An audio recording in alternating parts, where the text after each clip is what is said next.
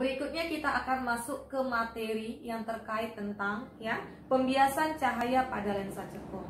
Nah, pernahkah kamu melihat seseorang yang menggunakan kaca minus?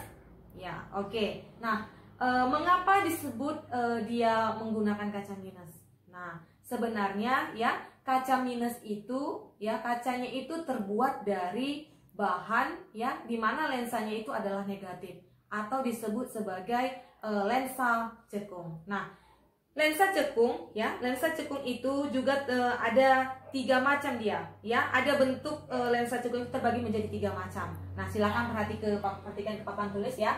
Yang pertama ada cekung-cekung atau disebut dengan bin konkav. Nah, bentuknya seperti ini dia ya. Nah, lalu yang kedua ada yang disebut dengan cekung datar atau plan konkav. Nah, lalu yang ketiga disebut cekung cembung atau konveks konkav. Nah, seperti ini dia ya. Di bukumu juga dijelaskan di situ di gambarnya ya. Nah, berikutnya ya, kita masuk ke bagian-bagian dari lensa cekung. Nah, di sini di gambar berikut ya.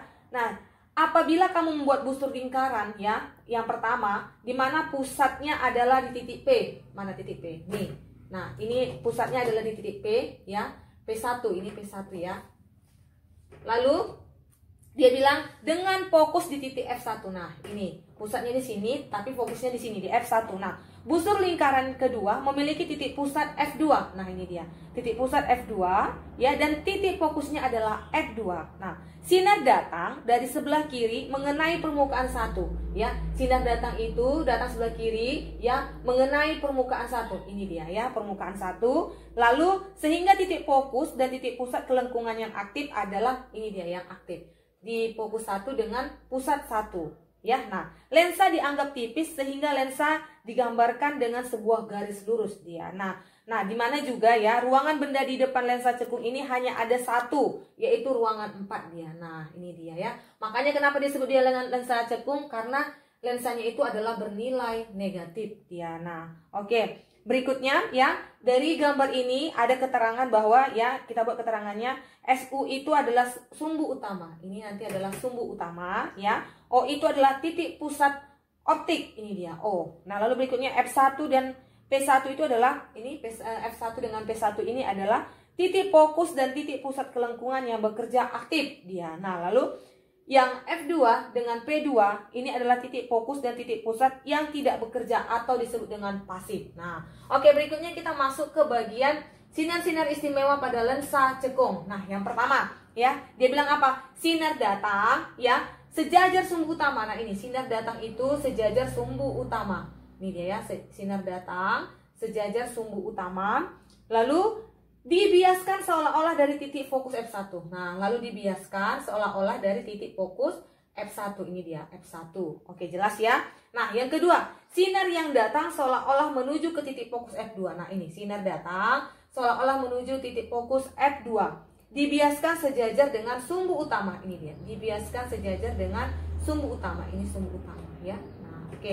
Ibu rasa itu jelas ya. Lalu yang ketiga, sinar yang datang melalui titik pusat ya, sinar yang datang melalui titik pusat ya, ini titik pusatnya, maka optik akan diteruskan. Nah, titik pusat ini maka dia akan diteruskan. Nah, Ibu rasa ini jelas ya. Ya, oke. Nah, berikutnya kita masuk ke rumusan dari lensa cekung. Kita akan masuk ke bagian rumusan lensa cekung. Nah, perhatikan ke papan tulis ya. Untuk rumusan lensa cekung ini nilai F dengan R-nya itu adalah negatif. Nah, jadi kita peroleh persamaan ya. 1 per F sama dengan 1 per S ditambah 1 per S absen. Dengan F itu adalah 1 per 2R. Dengan keterangan ya, jarak S itu adalah jarak benda ke lensa. Nah, S absen ini adalah jarak bayangan ke lensa dalam satuan cm. F ini adalah jarak fokus lensa dalam satuan cm. R itu adalah jari-jari lensa cm. Nah, kalau ditanya ya, hubungan antara jarak benda, jarak bayangan, dan jarak fokus lensa cekung dapat dinyatakan dengan persamaan berikut dia. Nah, oke. Untuk rumusan perbesaran bayangannya pada lensa cekung itu diperoleh persamaan ya. M sama dengan S absen per S atau ya H absen per H. Nah, untuk kekuatan lensanya diperoleh persamaan P sama dengan 1 per F dia. Nah, oke. Berikutnya kita akan masuk ke alat-alat optik.